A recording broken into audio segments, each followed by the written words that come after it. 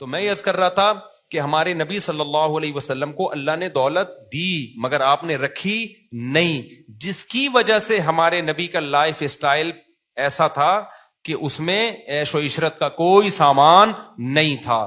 لیکن اگر کسی نے پیسہ رکھا ہو پھر اگر وہ استعمال نہ کر رہا ہو تو یہ کنجوسی کا اعلی درجہ ہے، شریعت اس کو پسند نہیں کرتی۔ آج لوگ پیسہ رکھتے ہیں، پیسے ان کے پاس جو ہے نا وہ فراری رکھنے کے ہیں اور گھوم رہے ہیں پھٹ پٹی پر، اور جب ان سے پوچھا جائے کہ یار یہ تمہارا لائف اسٹائل کیسا ہے تو جواب دیتے ہیں ہمارے نبی کی زندگی کیا تھی، سادہ تھی۔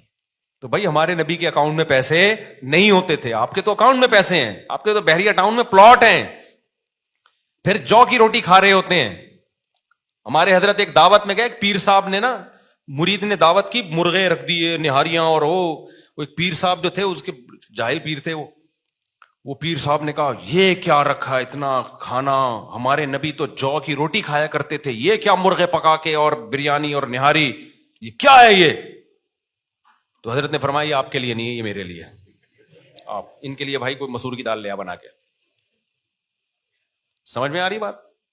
تو ایفیشنسی جھاڑنے کی کوشش کی جا رہی ہے۔ بھائی نبی صلی اللہ علیہ وسلم کے پاس تو کچھ تھا ہی نہیں، جو تھا تو شام سے پہلے صدقہ۔ پیر صاحب آپ کا جو مرید ہے اس کے اکاؤنٹ میں ابھی بھی 1 کروڑ روپے پڑے ہوئے ہیں، اور آپ کا اکاؤنٹ کون سا خالی ہے؟ آپ کی جیبوں میں ابھی بھی لفافے پڑے ہوئے ہوں گے، ابھی بھی لفافے پڑے ہوئے ہوں گے۔ یا تو سارا صدقہ کر دو، مرید سے بھی بولے سب صدقہ کر دے اور غریب ہو کے بیٹھ جائے، پھر بیچارے کے پاس کچھ ہے ہی نہیں تو پھر جو کی روٹی کھلائے گا، تو کھاؤ بھی جو کی روٹی۔ سمجھتے ہو کہ نہیں سمجھتے ہو؟ تو یہ کانسیپٹ کلیئر کرنا بہت ضروری ہے کہ دین کا اس سے تعلق نہیں ہے کہ آپ کی گاڑی اچھی ہے، آپ کے کپڑے اچھے ہیں، آپ کے جوتے اچھے ہیں۔ اگر آپ کے پاس پیسہ ہے تو پھر اگر آپ کی گاڑی اچھی نہیں ہے تو پھر آپ بے دین ہیں، کیونکہ آپ اپنے اوپر خرچ کرتے ہوئے موت آ رہی، اور آج آ رہی ہوتی ہے۔ آپ کو لگا ہوگا کہ ایک آدمی لینڈ کروزر میں گھوم رہا ہے، بڑی لگژری لائف ہے، ابے بھائی اس کے پاس جو پیسہ ہے نا وہ اس سے بھی اوپر کا ہے، وہ بچایا ہوا بہت زیادہ ہوتا ہے اور دکھا بہت کم رہا ہوتا ہے۔ اور علماء صالحہ کے پاس ہم نے دیکھا ہے، اہل اللہ کے پاس جتنا ہوتا ہے وہ چھپاتے نہیں ہیں، وہ لوگوں پہ بھی خرچ کرتے ہیں، اپنی ذات پہ بھی، کیونکہ وہ کہتے ہیں دنیا مسافر خانہ ہے۔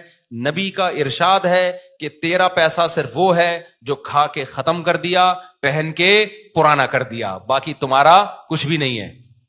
بہت سی چیزیں پنجابی زبان نے حل کی ہماری، کھلا کھاؤ تے انجوائے کرو، ہاں اسراف نہ کرو، اپنی اوقات سے زیادہ خرچ نہ کرو، یہ قرآن نے منع کیا۔ جتنی اوقات ہے اس کے اندر اندر رہو، ایسا نہ ہو کہ ایک روڈ اڑا دیا اور کل بھیک مانگ رہا ہے لوگوں سے، ضرورت جو ضروری خرچے ہیں وہ بھی پورے نہیں ہو رہے۔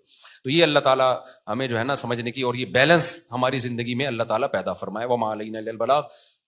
سنتوں کے بعد انشاءاللہ سوال جواب کا سیشن ہوگا، جو بیٹھنا چاہیں بیٹھ سکتے۔ اللہ اکبر۔ مہر کی رقم 2 تولے سونا اور 1 لاکھ روپے نقد۔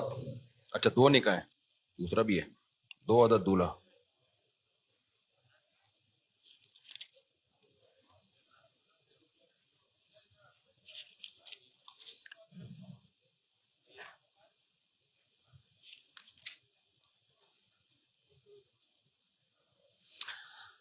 وعلیکم السلام، ماشاء اللہ ماشاء اللہ۔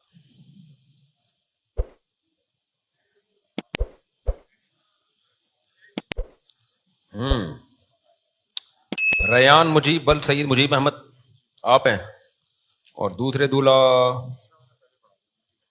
اچھا وقار الدین عثمان، اچھا ماشاء اللہ۔ سندس مجیب بنت سید مجیب احمد، اور مہر کی رقم ہے 2 لاکھ روپے۔ دلہن کے وکیل کہاں ہیں؟ آپ نے اجازت دی ہے کہ میں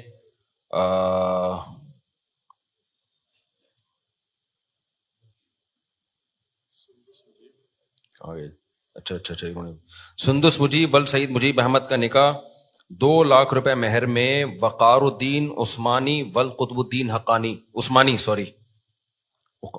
حقانی ہے، لکھا ہوا حقانی ہے یار، اس کو صحیح کرو بھائی۔ اجازت دی کہ ان سے نکاح پڑھاؤں میں؟ ٹھیک ہے آپ کی طرف سے۔ اچھا بھائی، دوسرے جو ہیں ریان مجیب ول سید مجیب احمد، اور دلہن کا نام سیدہ ادیبہ شاہ بنت آغا سید افضل شاہ، 2 تولے سونا اور 1,00,000 روپے نقد۔ اس مہر میں دلہن کے وکیل یہاں کون ہیں جی؟ کہاں ہے جی؟ آپ نے اجازت دی ہے کہ 2 تولے سونا اور 1,00,000 روپے نقد۔ اس مہر میں سیدہ ادیبہ شاہ بنت آغا سید افضل شاہ، ان کا نکاح میں ریان مجیب ول سید مجیب احمد سے کروں، اجازت ہے جی؟ الحمد للہ نحمده ونستعینه ونستغفره ونؤمن به ونتوکل علیہ ونعوذ باللہ من شرور انفسنا ومن سیئات اعمالنا، من يهده الله فلا مضل له ومن يضلله فلا هادي له، ونشهد ان لا اله الا الله وحده لا شريك له، ونشهد ان سيدنا وحبيبنا وشفيعنا وسندنا محمدا عبده ورسوله صلى الله تعالى عليه وعلى آله واصحابه وبارك وسلم تسليما كثيرا كثيرا، اما بعد فاعوذ بالله من الشيطان الرجيم، بسم الله الرحمن الرحيم، يا ايها الناس اتقوا ربكم الذي خلقكم من نفس واحدة وخلق منها زوجها وبث منهما رجالا كثيرا ونساء، واتقوا الله الذي تساءلون به والأرحام إن الله كان عليكم رقيبا، وقال تعالى يا أيها الذين آمنوا اتقوا الله وقولوا قولا سديدا يصلح لكم أعمالكم ويغفر لكم ذنوبكم، ومن يطع الله ورسوله فقد فاز فوزا عظيما، وقال النبي صلى الله عليه وسلم النكاح من سنتي، وقال فمن رغب عن سنتي فليس مني، وقال النبي صلى الله عليه وسلم تزوجوا الودود الولود فإني مباهي بكم الأمم، وقال النبي صلى الله عليه وسلم تزوجوا ولا تكونوا كرهبان النصارى۔ جناب وقار الدین عثمان والقطب الدین وقار الدین عثمانی والقطب الدین عثمانی، میں نے 2,00,000 روپے مہر میں آپ کا نکاح سندس مجیب ول سید مجیب احمد سے کیا، آپ نے اس نکاح کو قبول کیا؟ جزاک اللہ۔ جناب ریان مجیب ول سید مجیب احمد، میں نے 2 تولے سونا اور 1,00,000 روپے نقد، اس مہر میں آپ کا نکاح سیدہ ادیبہ شاہ بنت آغا سید افضل شاہ سے کیا، آپ نے اس نکاح کو قبول کیا؟ جزاک اللہ جی۔ دعا کریں اللہ تعالیٰ ان دونوں نکاحوں میں برکت دے۔ الحمدللہ رب العالمین والعاقبۃ للمتقین والصلاۃ والسلام علی رسول الکریم وعلی آلہ وصحبہ اجمعین۔ اے اللہ ان دونوں نکاحوں کو اپنے دربار میں قبول فرما، ان نکاحوں کی برکت اے اللہ ان دونوں جوڑوں کو تادم حیات نصیب فرما، آپس کے اختلاف، انتشار، لڑائی جھگڑوں، ہر قسم کے شر فساد سے اللہ ان دونوں جوڑوں کی حفاظت فرما۔ اس نکاح کو اللہ ان کے خاندانوں میں جوڑ کا، محبت کا ذریعہ بنا، خاندانوں میں خیر اور برکتوں کا ذریعہ بنا، جس کی جو جائز مراد ہے اللہ اس کی مراد کو پورا فرما۔ ربنا آتنا فی الدنیا حسنۃ وفی الآخرۃ حسنۃ وقنا عذاب النار، صلی اللہ تعالی علی خیر خلقہ محمد وعلی آلہ وصحبہ اجمعین۔ اللہ تعالیٰ بہت مبارک کرے بھائی، آپ ماشاءاللہ بہت مبارک کرے اللہ تعالیٰ۔ وہ تمیز کا کام ہے نا، تمیز والا کام، نکاح خاندانی لوگوں کا کام ہوتا ہے، سمجھ رہے ہو؟ گلے میں شال ڈالتے ہیں تو کیا شال دوپٹے کے زمرے میں آتی ہے؟ شال ڈالنا جائز ہے بھائی، شال جو ہے نا وہ دوپٹے کے زمرے میں نہیں آتی، دوپٹہ آج کل دوپٹے کے زمرے میں نہیں آ رہا، خواتین جس قسم کا دوپٹہ پہن رہی ہیں وہ دوپٹہ ہے کیا؟ تو جو بھی جتنا پہن رہا ہے اس کو پہننے دو، اچھا ہے نا، تو اچھا ہی لگتی ہے شال، تو ہمارا کلچر ہے بھائی، ایک ہی تو اچھا کام کر رہا ہے وہ، اس پہ بھی آپ کو اعتراض ہو رہا ہے؟ پہنا کرو، شادیوں میں شال پہنا کرو، اچھا لگتا ہے یاد۔